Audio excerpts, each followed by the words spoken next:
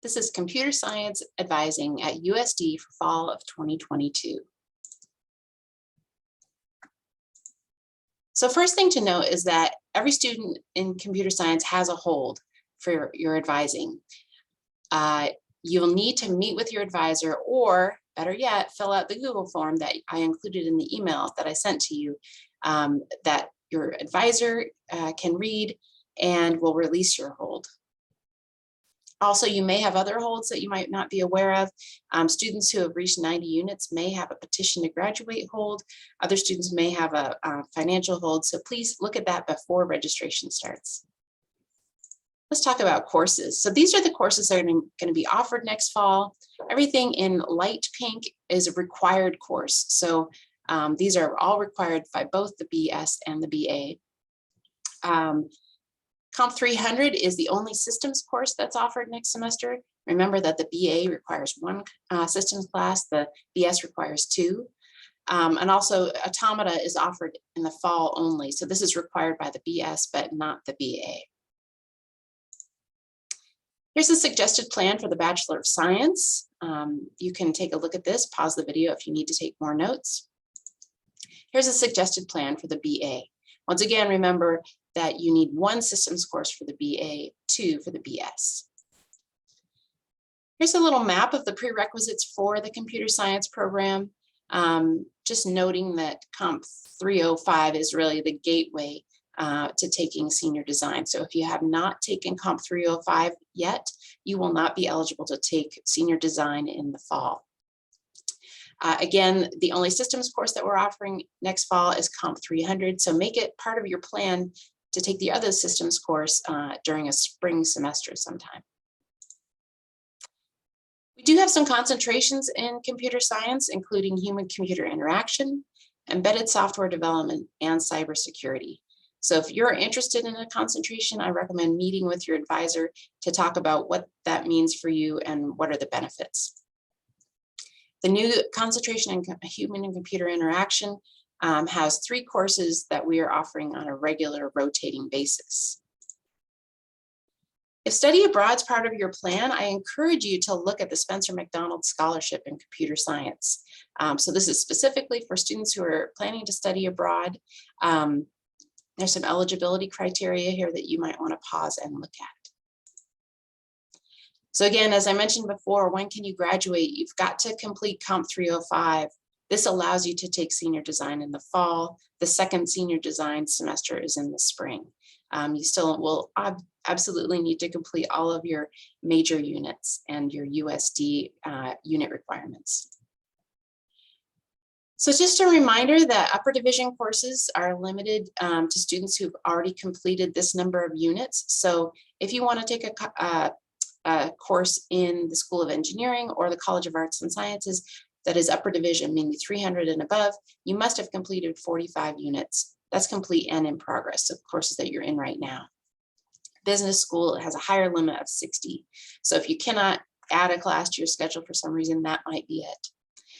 Remember that diversity, there are 2 diversity requirements at USD. You've got to take your level 1 before you can take a level 2. So for many people, you will have taken a level 1 in your first 2 years, and the level 2 will be with an upper division course.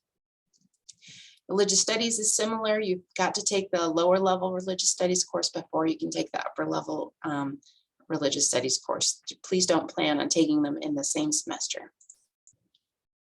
Here's the registration guide, the table for this semester.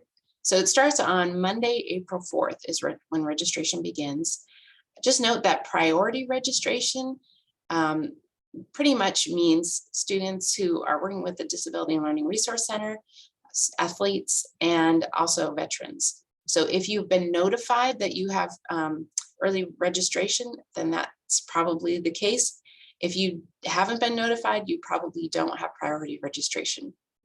If you find that if you think that you're in one of the categories that I mentioned earlier, and you haven't been notified of anything, you might want to check in with the Military and Veterans Center or the Disability and Learning Resource Center, or even the athletes. Also, honor students are included in the priority registration pool.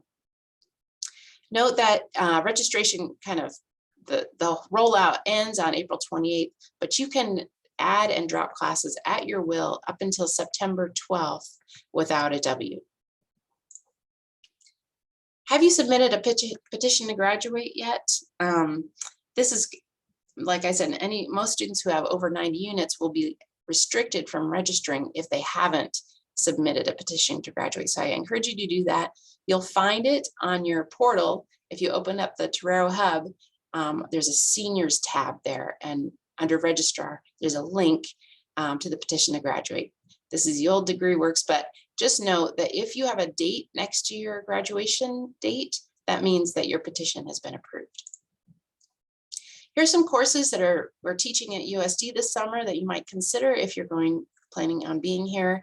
All these courses are in person, ISYE 330, and then these courses would satisfy your natural science requirement for the BS in computer science.